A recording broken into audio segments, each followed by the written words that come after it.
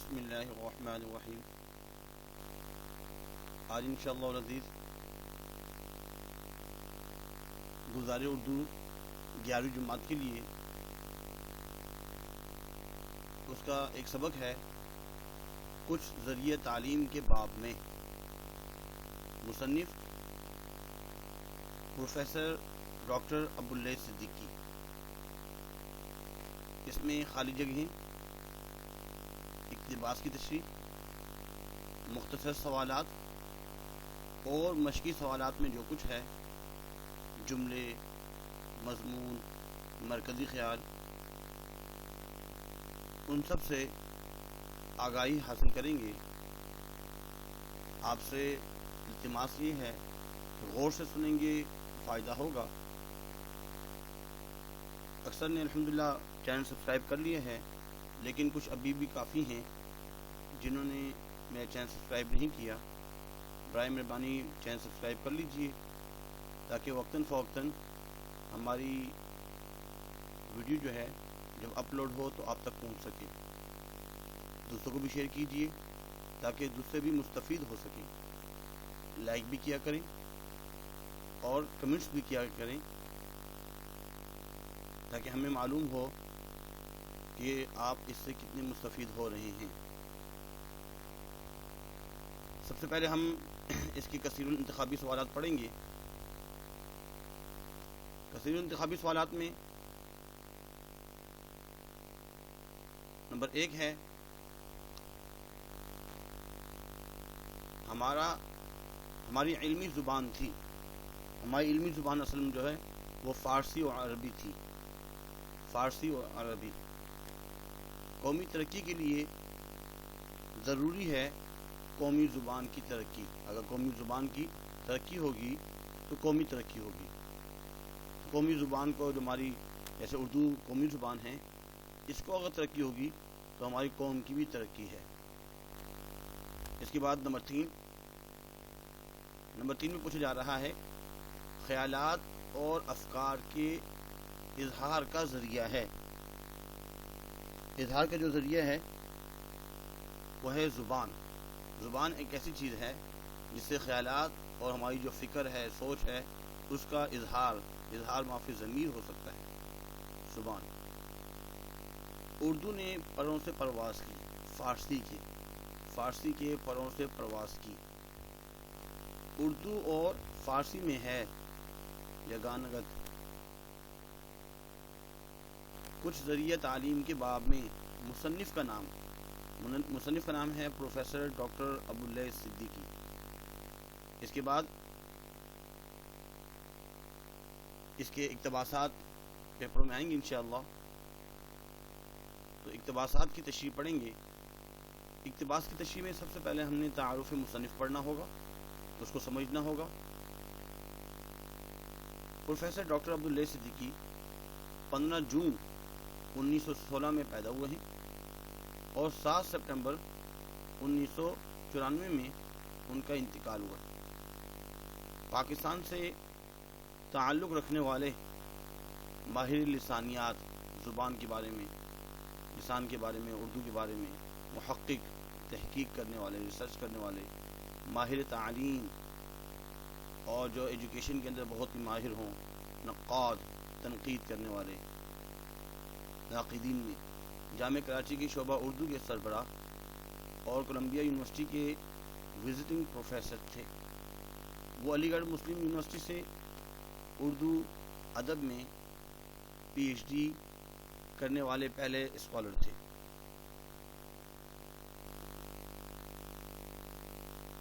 تصانیف میں ان کی ایک کتاب کا نام ہے لکھنؤ کا دبستان شاعری، کلیات مصحفی، غزل اور متغزلین، آج کا دور، آج کا اردو ادب، تاریخی زبان، ادبیات اردو، جدید اردو ادبیات، اردو میں سائنسی ادب کا اشاریہ، یہ ان کی تصنیف ہیں۔ سیاق و سباق میں ہم کیا لکھیں گے؟ جب ہم تشریح کر رہے ہوں تو کوشش کی جائے کہ تشریح سے پہلے اس کا مختصراً سیاق و سباق بیان کر دی جائے۔ دنیا کی شاید ہی کوئی ایسی زبان ہو جو اس باب میں اردو کا مقابلہ کر سکے۔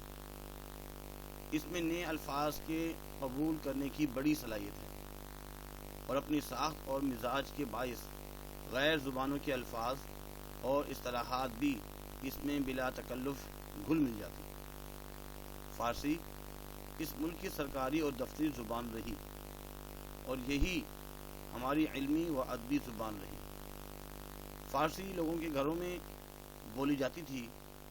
بعض لوگوں کی یہ مادری یا فطری زبان تھی اور اتنی عام ہو گئی تھی کہ لوگ نہ صرف زبان میں شعر کہتے بلکہ دیوان مجموعے تک مرتب کرتے تھے اور علمی و ادبی تاریخی کتابیں بھی لکھتے تھے، جن کو نہ صرف اس ملک میں بلکہ ایران میں بھی ارباب بصیرت سینے سے لگاتے، یعنی کہ شعور حاصل کرنے والے جو اور آنکھوں پر رکھتے تھے۔ اس کے بعد اقتباس نمبر ایک جو ہے وہ یہ ہے کہ وہ آ سکتا ہے کہ جب تک فارسی اس ملک کی سرکاری اور دفتری زبان رہی، یہی ہماری علمی اور ادبی زبان رہی، لیکن اس کی حیثیت ایک اجنبی اور غیر ملکی زبان کی نہ تھی۔ فارسی یہاں لوگوں کے گھروں میں بولی جاتی تھی، بعض لوگوں کی مادری یا فطری زبان تھی۔ اس کے بعد حوالے مصنف میں لکھیں گے، مندرجہ بالا اقتباس ڈاکٹر ابواللیث صدیقی کی تحریر کردہ سبق کچھ ذریعہ تعلیم کے باب میں سے لیا گیا ہے۔ اس سبق کے مصنف ڈاکٹر ابواللیث صدیقی ہیں۔ تشریح میں لکھیں گے، پاکستان میں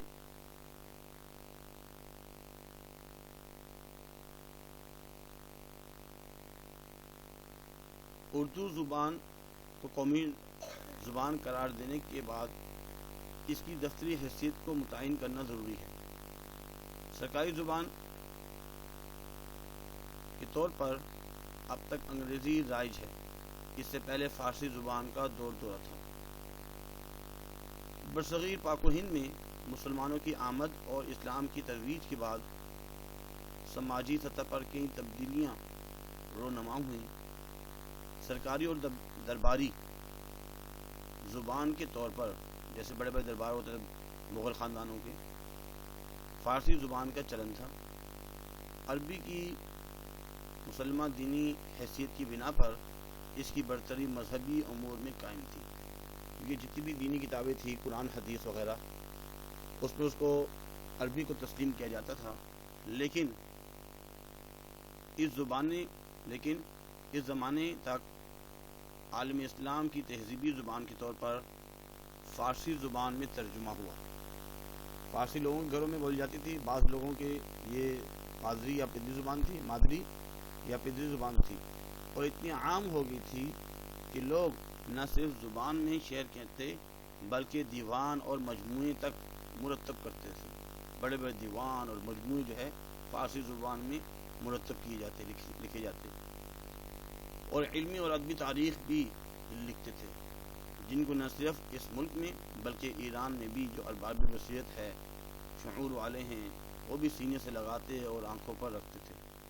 اس کے بعد اقتباس نمبر 2، جن قوموں نے سائنسی میدان میں ترقی کی ہے، کیا واقعی ان کی ترقی انگریزی زبان کی مرہون منت ہے؟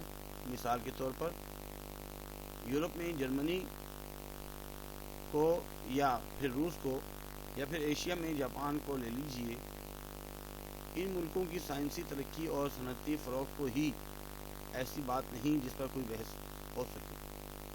حوالہ سبق اور مصنف کی بات تشریح میں لکھیں گے کہ دنیا کی ہر قوم اور حکومت اپنی قومی زبان کی ترویج، فروغ اور ترقی کے لیے کام کرتی ہے، بلکہ دوسری زبانوں کے علوم و فنون کا بھی اپنی قومی زبان میں ترجمہ کر کے کتابیں مرتب کرتی ہیں۔ کیا کیا جاتا ہے کہ جیسے اکثر عرب والے انہوں نے جو انگریزی زبان میں جو کتابیں ہیں اس کا عربی میں ترجمہ کیا، ایسے ہی فرانسیسی والوں نے فرینچ زبان میں کیا ہے۔ اس کے برعکس ایک ہم ہیں جو اردو بولنے والے اور پڑھنے والے کو کم علم کم درجہ دیتے ہیں۔ ترقی یافتہ ملکوں کی سائنسی ترقی اور صنعتی فروغ کوئی نہیں جس پر بحث ہو سکے، کوئی خاص نہیں جس میں بحث کی جا سکے، اور ان سب ملکوں میں نے اپنی اپنی زبان میں سائنس کی تعلیم و تدریس سے ترقی کی ہے، اور آج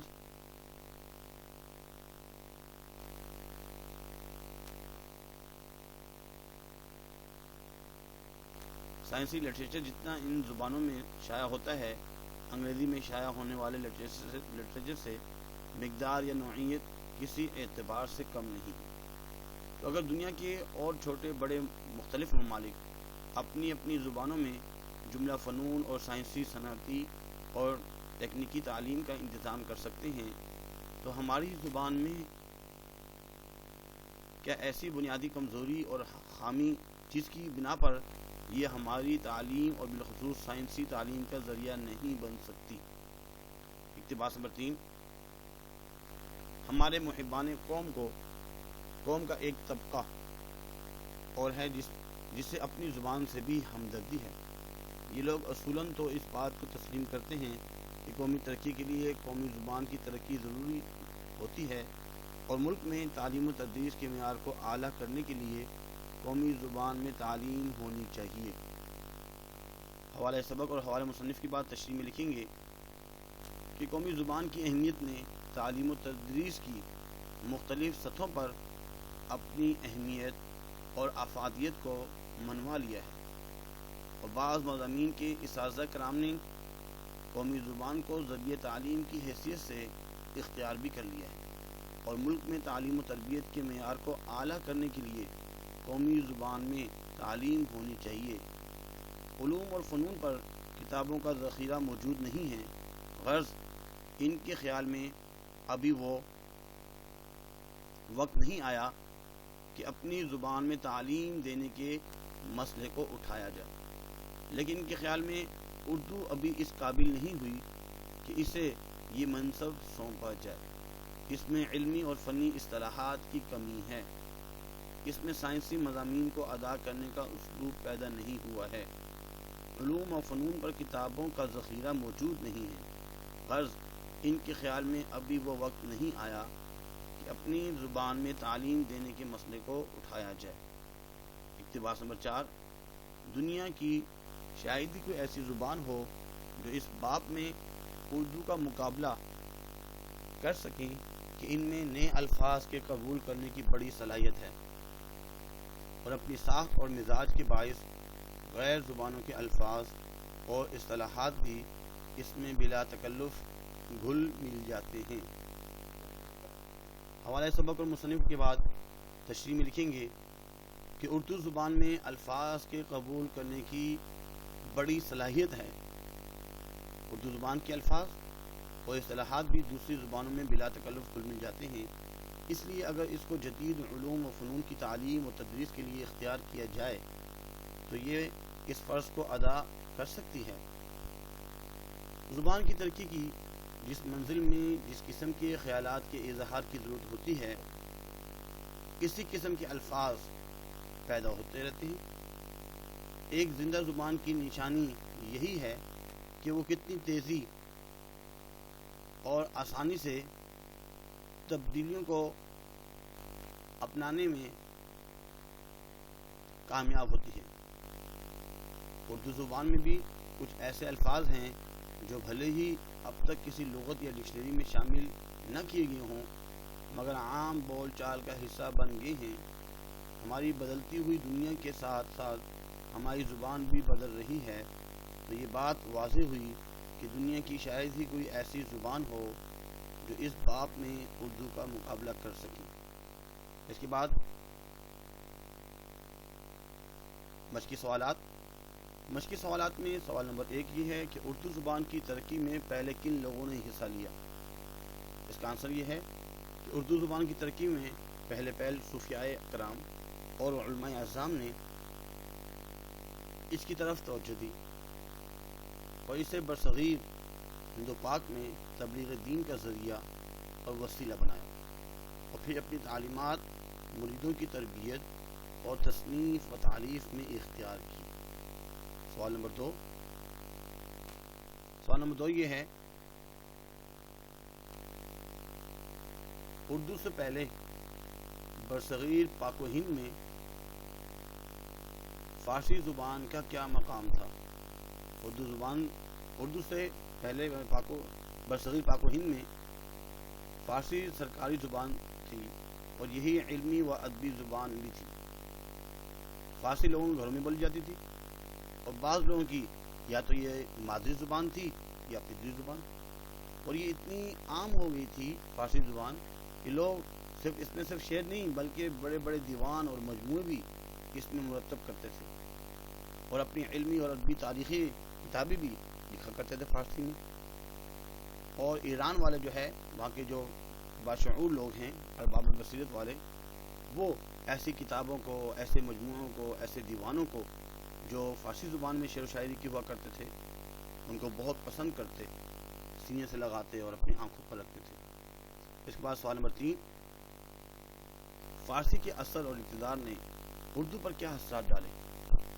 اس کا جواب یہ ہے کہ فارسی کے اثر و اقتدار نے ایک عرصے تک اردو کی تعلیم کو روکے رکھا اور ایک مدت تک یہ زبان صرف روزمرہ کے کاموں اور کاروبار کے لیے استعمال ہوتی تھی۔ فارسی کیا عربی ہماری علمی زبان تھی، اس کی تحصیل کے بغیر ہمارے علم کا تصور ممکن ہی نہیں ہونا تھا۔ اس کے بعد سوال نمبر 4، اردو کو ذریعہ تعلیم بنانے کے سلسلے میں ہمارے محبان قوم کا ایک طبقہ کیا کہتا ہے؟ ایک طبقہ ایسا بھی ہے جو قوم سے محبت کرتا ہے، وہ اپنی زبان، جسے اپنی زبان سے بھی ہمدردی ہے، لیکن ان کے خیال میں اردو بھی ابھی قابل نہیں ہوئی کہ اسے یہ منصب سونپا جائے۔ اس میں علمی اور فنی صلاحات کی کمی ہے، اس میں سائنسی مضامین کو ادا کرنے کا اسلوب ابھی پیدا نہیں ہوا، علوم اور فنون پر کتابوں کا ذخیرہ موجود نہیں۔ غرض ان کے خیال میں ابھی تک وہ وقت نہیں آیا کہ اپنی زبان میں تعلیم دینے کے مسئلے کو اٹھایا جائے۔ اس کے بعد اگلا سوال نمبر 5، اردو زبان اپنی کون سی خوبی کی بنا پر جدید علوم و فنون کی تدریس کا فریضہ بخوبی سر انجام دے رہی ہے؟ دنیا کی شاید ہی کوئی ایسی زبان ہو جو اس زبان میں اردو کا مقابلہ کر سکے۔ اس میں نئے الفاظ کے قبول کرنے کی بڑی صلاحیت ہے، اپنی ساخت اور مزاج کے باعث غیر زبانوں کے الفاظ اور اصطلاحات بھی اس میں بلا تکلف گھل مل جاتے ہیں۔ اس لیے اگر ان کو جدید علوم و فنون کی تعلیم اور تدریس کے لیے اختیار کیا جائے تو یہ اس فرض کو ادا کر سکتی ہے۔ زبان کی ترقی کی جس منزل میں جس قسم کے خیالات کے اظہار کی ضرورت ہوتی ہے، اسی قسم کے الفاظ پیدا ہوتے رہتے ہیں۔ اس کے بعد اگلا سوال نمبر 6، علمی اصطلاحات کا رواج کیسے ہوتا ہے؟ اس کا جواب یہ ہے کہ بلا شبہ علمی زبان بڑی حد تک اصطلاحی زبان ہوتی ہے، لیکن یہ اصطلاحات علمی ترقی کے ساتھ ساتھ پیدا ہوتی ہیں، یعنی کہ اس کا جو معنوی مراد جو اس کو لیا جاتا ہے۔ جن ملکوں نے سائنسی علوم میں نمایاں ترقی کی ہے، ان میں سے کسی میں یہ نہیں ہوا کہ پہلے سارے علوم کی اصطلاحات بنا لی گئی ہوں اور پھر ان علوم پر کتابیں، مضامین، مقالات لکھی گئی ہوں، بلکہ اصطلاحات ان کتابوں، مضامینوں اور مقالات کے ذریعے سے ہی رائج ہوتی ہیں اور پھر معیاری اور قرار پاتی ہیں۔ اس لیے ضروری بات یہ ہے کہ لوگ پہلے ان علوم پر کتابیں اور مقالے لکھیں اور اپنی ضرورت کے لیے اصطلاحات اختیار کریں۔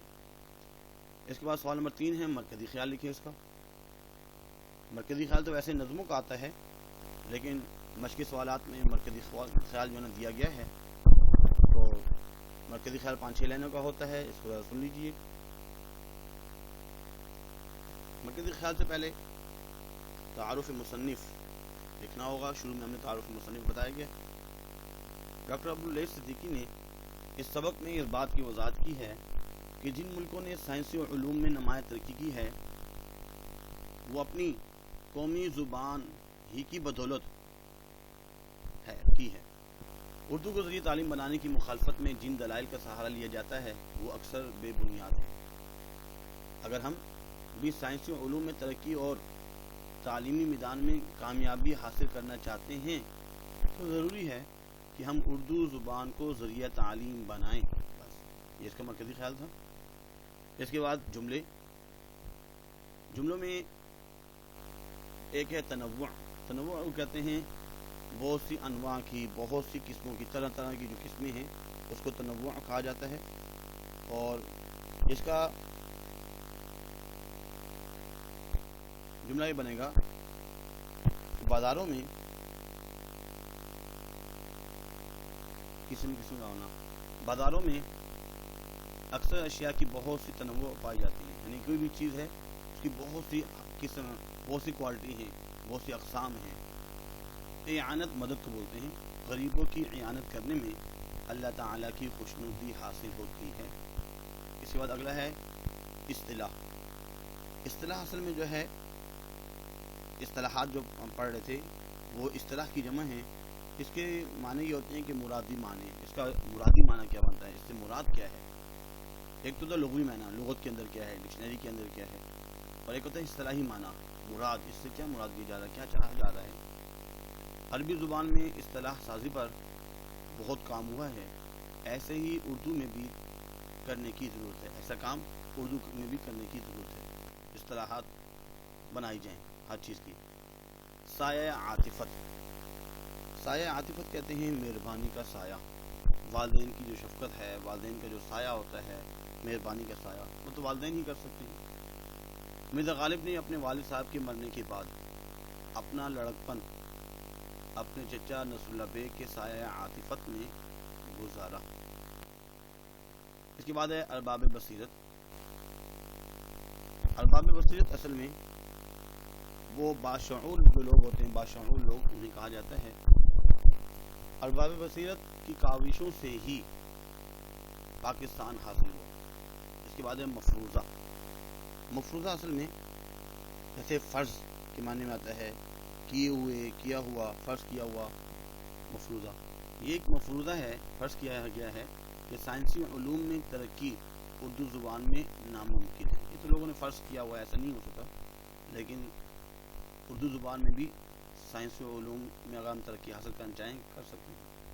سوال نمبر 5 بہت ہی اہم سوال نمبر 5 یہ ہے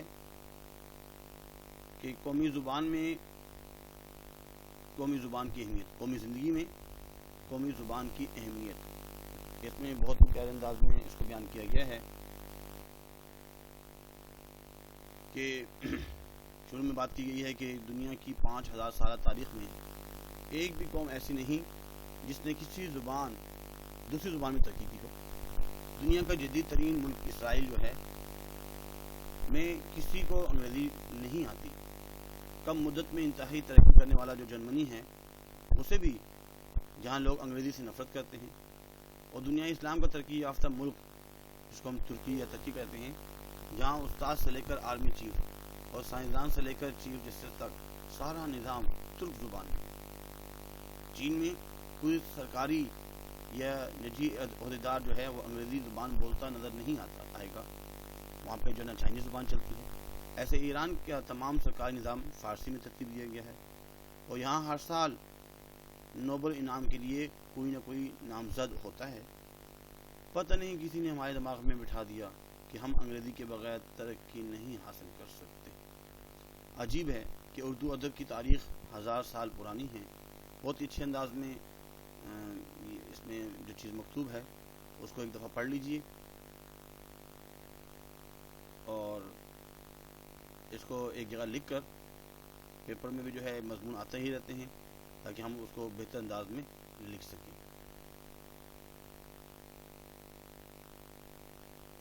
قومی زبان ہی ذہنی آزادی کا سبب ہے۔ اس کے ساتھ ساتھ علاقائی زبانوں اور لہجوں کی افادیت اور اہمیت سے کسی بھی آزاد ملک میں انکار ناممکن ہے۔ ہم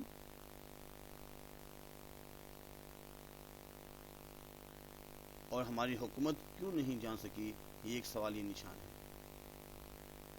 اس کے بعد اگلا ہے، دنیا میں جن اقوام نے ترقی کے مدارج تیزی سے طے کیے سبھی نے ہمیشہ اپنی زبان، قومی زبان کو فوقیت دی۔ زندہ قوموں کی روایت ہے کہ وہ اپنے مذہب، اپنی زبان، اعلیٰ روایات اور تہذیب و ثقافت سے محبت کرتی۔ تحریک پاکستان کا محرک اول اگر اسلام تھا تو محرک دوم اردو زبان تھی۔